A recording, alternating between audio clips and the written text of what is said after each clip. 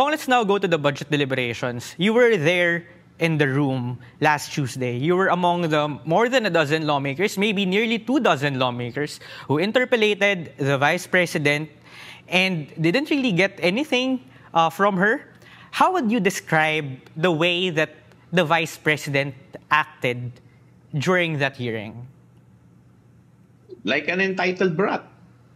Diba? Siguro in their city, sanay siya na nakukuha niya lahat yung ginusto niya. Pero dito, her budget is being scrutinized. So, well, in as much as siguro siya, na-frustrate siya sa amin, kami rin, na-frustrate din sa mga ipinapakita niya. Because I think the lawmakers are just doing their job. Kami po, that is part of our job, to scrutinize the budget, not only the budget of the Office of the Vice President, but also all other departments.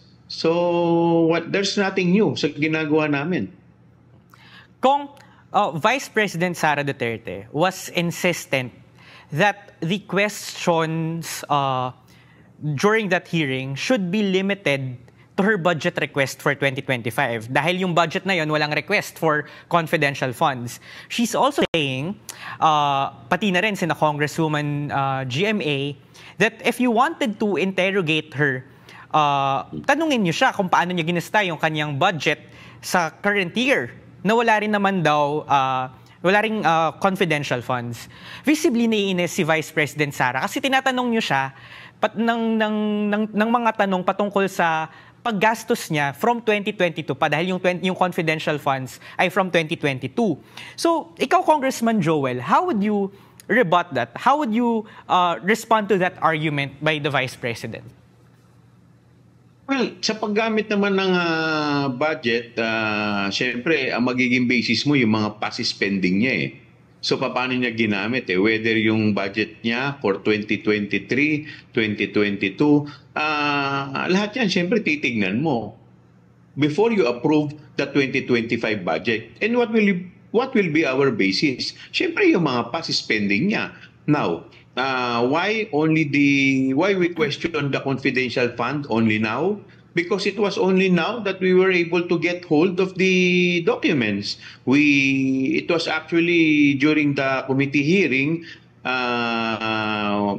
tinanong po namin si Congresswoman Franz Castro was telling the Commission on Audit na she has been requesting pala that document a year ago. But unfortunately, she was not able to get hold of it. And because of that, she moved for the subpoena duces tecum. Sabi yan, tagal-tagal na ito, 1 taon na, hanggang ngayon, hindi nyo pa binibigay. So that was the only time that we were able to get hold of these documents.